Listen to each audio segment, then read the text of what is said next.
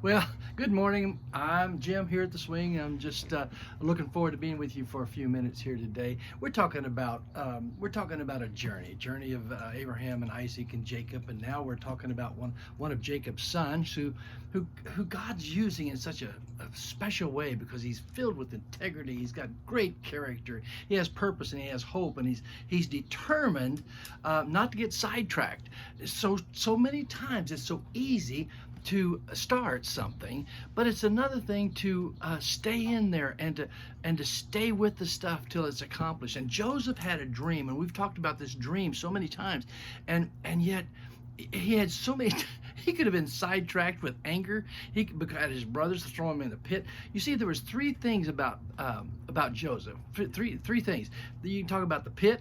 You can talk about Potiphar's house, and you can talk about the prison, and then you can talk about the palace. That's four things. But you can talk about the thing where he could have gotten angry at the pit, he could have gotten frustrated at Potiphar's house, and he got frustrated at the prison, but he didn't. He stayed true because you see one thing he did when he saw temptation come his way, he always counted the cost. Wisdom is to be able to see the future. What kind of things would happen to your life? What are the consequences of things in your life? And he saw the consequences of what was happening to him. Now remember, in Potiphar's house, he was tempted. I mean, really tempted, but he counted the cost. We talked about that. But not only did he count the cost, but he drew his boundaries. Where are your boundaries?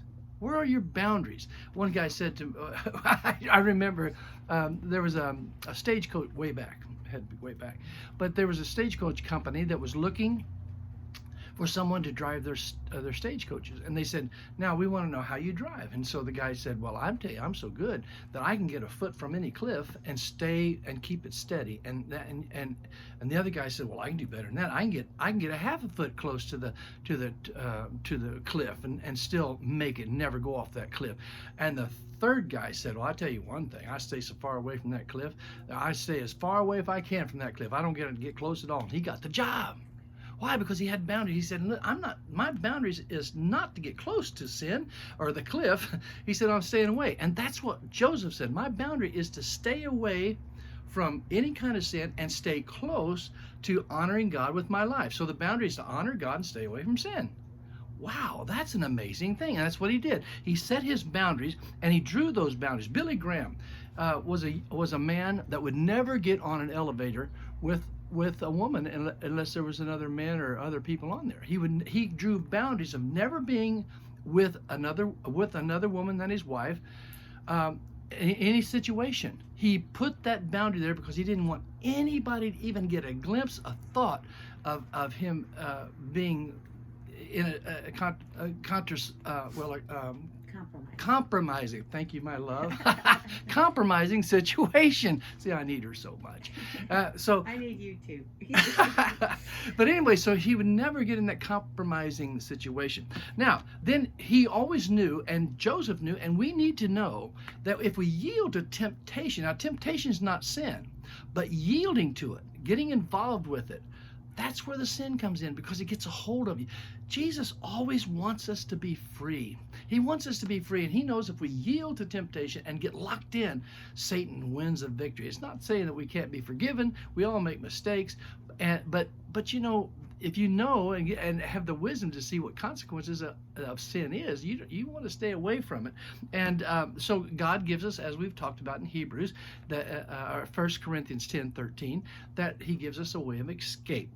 Then the main thing that Joseph would do, and I believe we all need to do it, is the fact that when we are in those situations like Joseph was, he called out to God. He called out for help. In 1 Corinthians 6:18, it says, flee, run from it, call out to the Lord, and he's there. He'll always make us a way of escape. So today, I was going to run on, but I thought I'd stop right here and just talk about this just a little bit more.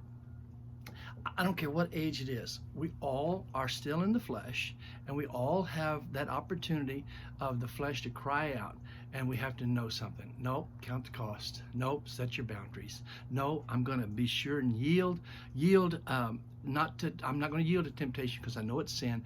And then I'm going to call out to God and say, help. Oh, when you call out for help, he's there. If you'll just say, Lord, I need you so much right now, he'll never leave you, nor forsake you. He'll always give you a way of escape, and he loves you, and I love you, and I'm just thankful we have this time together, and I'm way past it again, so I'll have to see you tomorrow. We'll continue. Goodbye.